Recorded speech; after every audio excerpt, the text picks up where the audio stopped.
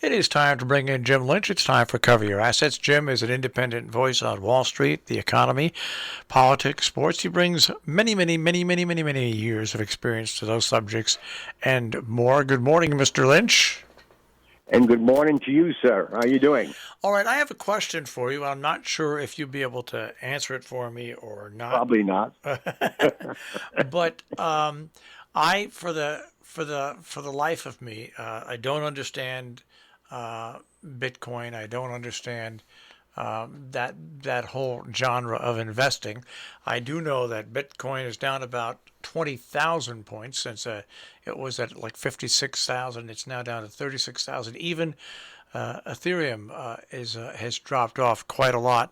Um, Explain to me, are these coins, is this type of digital currency, is this really something that will be part of the future, or are we now seeing that people are treating these the, it's almost like the stock market crash, the original one from many years ago to me, where just people are just, they might have leveraged themselves into getting all these things, and now the bottom seems to be falling out. Well, we talked about this some time ago, actually, when Bitcoin was probably about 6,000. And it went over the course of a year to, I guess, 60,000, and then faded as people began to be a little concerned about the future.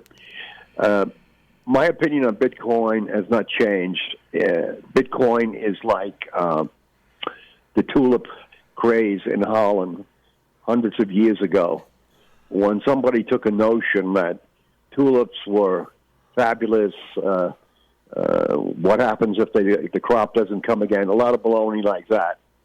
And so people bought tulips to the sky, and then the plug got pulled, and they lost their shirts.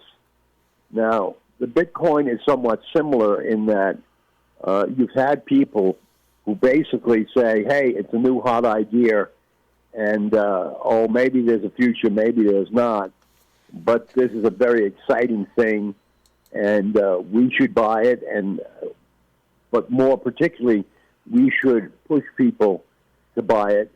And the bottom line is Bitcoin, its value is determined very simply by what somebody will pay for it. Now, you might say, well, okay, but that's appropriate for stocks too, right? There's one difference. Stocks frequently pay interest. They earn X amount of dollars per year. So there is a value to a stock. Bitcoin does own no interest, and there are no actual assets behind it other than somebody buying it. A Bitcoin is created on the computer. They use a tremendous amount of energy to do that, and then it trades like in the air. If you want it, you pay this. If you don't want it, you sell that.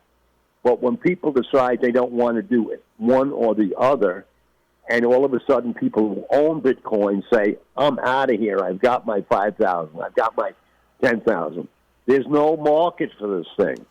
There's no regulation for Bitcoin.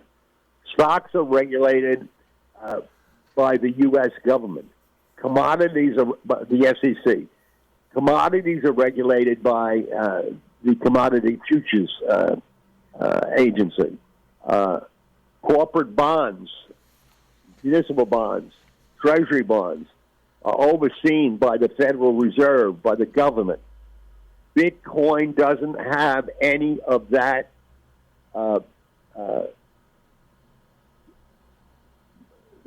security, in the sense that people are responsible for manipulation, laundering of money, whatever. There's nobody there who regulates this thing.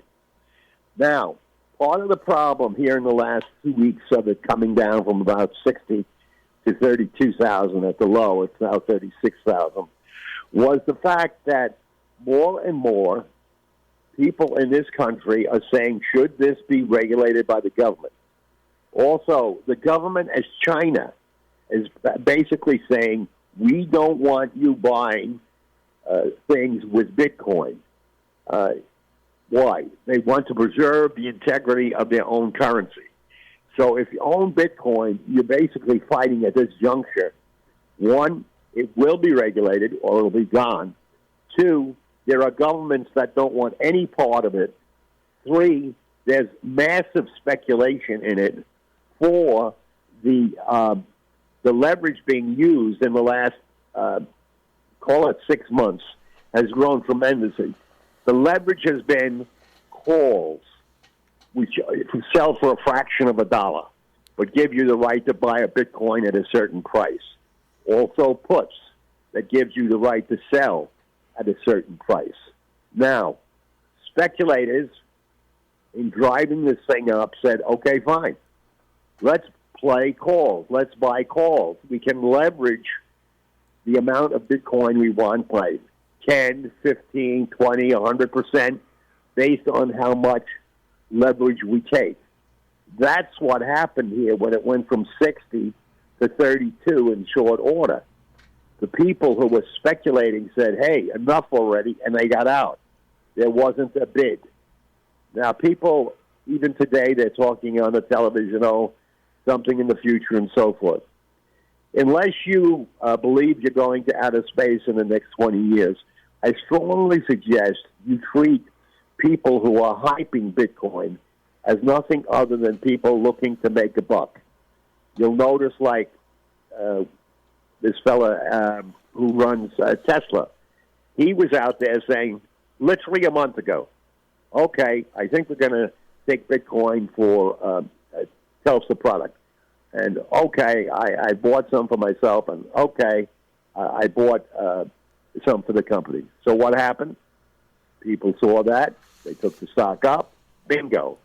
Literally a month or 3 weeks later, he said, well, I'm not so certain on this thing anymore, and started liquidating. Said to people, we will not take Bitcoin for the Tesla. And so I've just given you a story about the ups and downs based on human beings who are speculating on something that is yet to prove that it's of the value.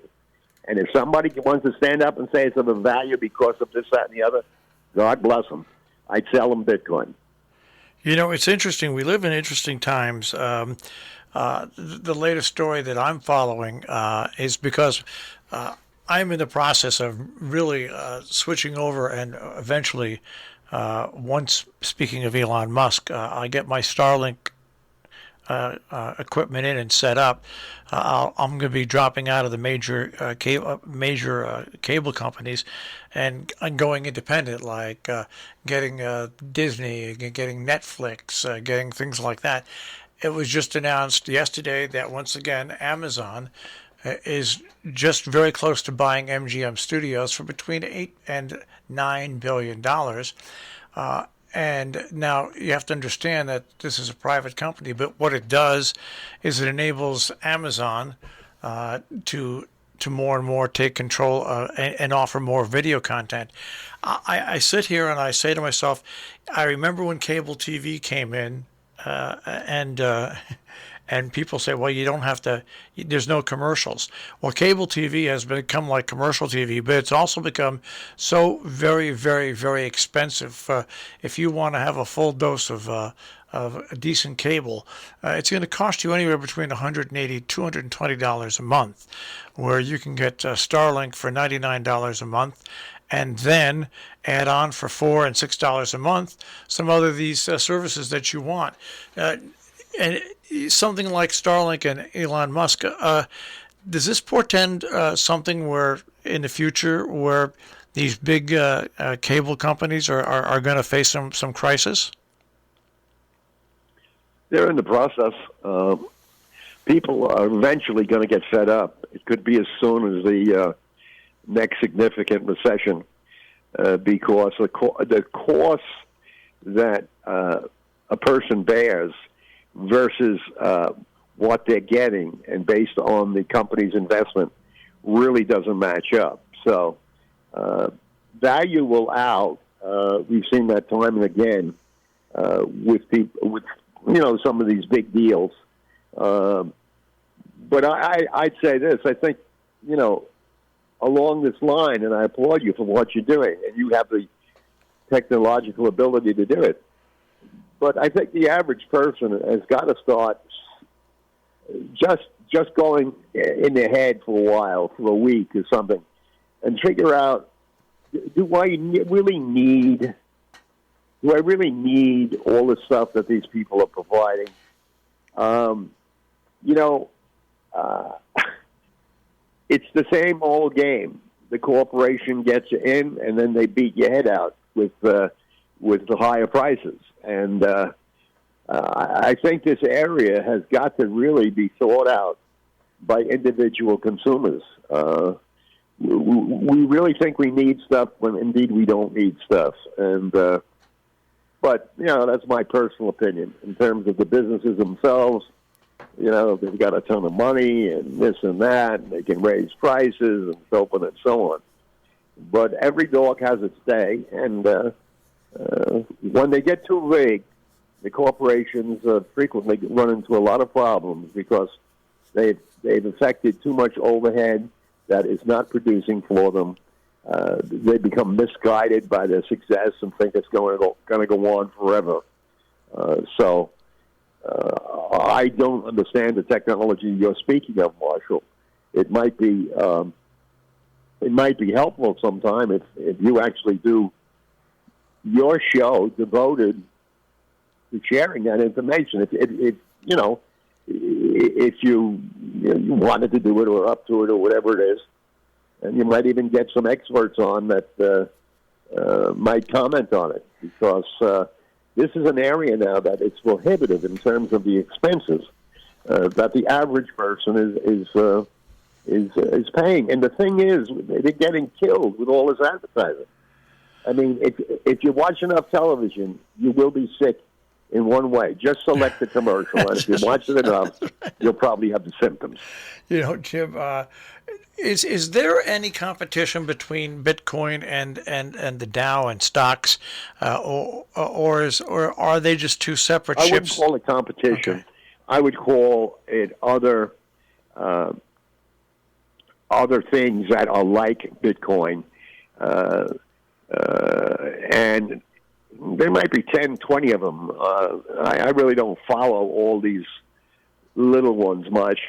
But, you know, one thing went from 50 cents to $2 recently. I can't even remember the name of it. But that's the kind of leverage there is. I mean, nobody has shown me where this is going to be something good for the long-term economy of this country, and more importantly, the people of this country. You know, right now you have these credit card companies. People get behind in their debt. They get killed with interest charges and so forth. I just don't see it. I'm not an expert, but I do know a bit of fraud, a lot of hoi polloi in terms of this is going up forever. And that I can tell you, I really see. And it's just been demonstrated by this 50% decline in Bitcoin. All right. Well, you answered my questions. I'll let you take the floor now because I know you must have some topics you want to talk about. I'm sorry.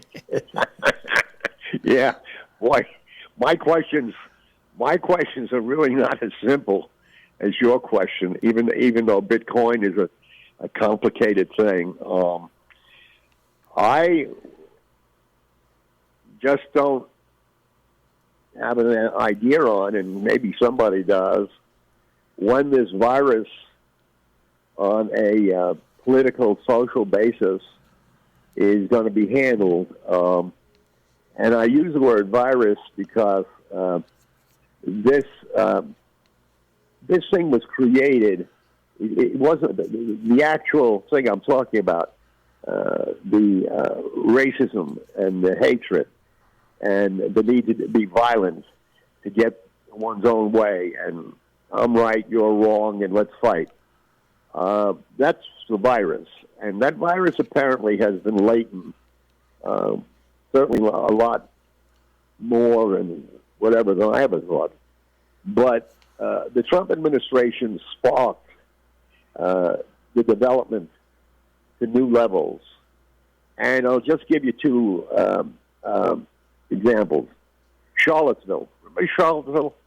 Well, Trump said, well, there are good people on both sides. Well, okay, well, please tell us who the good ones are and who else is. He never addressed the fact that American white citizens were basically saying Jews will not take our jobs, okay? That was never addressed. That was allowed to fester and came up in various ways, not necessarily about Jews, but about minorities, sick people, fat people, whatever. And his vitriol in terms of castigating people on television or from a stage, that fed in my opinion, to the human psyche that was really susceptible to this because they had a lot of this kind of thing in them. The second thing he did, and he did many things, but I remember is out on Long Island at Peter King's district, and this was one of these gangs or something were infiltrating the Long Island, and he basically said he was addressing the cops, and he said basically, don't be so easy on these guys, don't hold their head as they're getting in the car. That thing, those words from the President of the United States was giving permission to police to be violent, to take their angst out, their problem of the day out on whoever they were trying to arrest or question or whatever. And you see it, it's growing, and it's growing, and it's growing. The virus now is attacking people in the subway system. Now, look, a lot of these people are mentally ill who are stabbing people and shooting people. But they're not all mentally ill. And more importantly, 4 years ago, we didn't have this number of people going over the edge. Now we do. And it's because the rhetoric from Trump and his group, which continues, this againstness, turning people against one another. As I've mentioned before, and you can probably get it on PBS rerun or whatever, Trump's playbook has been the Hitler playbook. Turn people against them and then use that againstness to get power. That's what's going on. That's what the Republicans are doing right now. That we didn't already have an investigation beginning on the insurrection on January 6th is beyond the pale. It is absolutely beyond the pale. Maybe young people just don't pay attention. But anybody my age, a little younger, we are devastated by our capital being attacked, by our military police being attacked, by the Vice President of the United States, the Speaker of the House, being set up for possible violence. Yet we do not have anything. Why? Because the Republicans want to hold on to this negativity because they think it's going to get them back into power. I have news for them. And I don't know how much long we have, but this is kind of an ending thing anyway. Yeah. These Republicans, politicians who are doing what they're doing, they have completely lost all sense of reality. The reality is Donald Trump will be indicted, maybe not in jail, before the next election. The other reality is he might be dead because he's unhealthy and he's got so much evil. Well, maybe he's got too much evil on him. Yeah, that's what I have to say. Jim, it's always interesting to get together with you. I can't hear you. I said it's always interesting to get together with you. I'll speak to you next week. Hey, wait a second. Don't I have another half hour? Not yet. Love you all. Have care. a good week. Stay safe. Take care. Jim Lynch and Cover Your Assets this morning here on The Breakfast Club on Robin Hood Radio.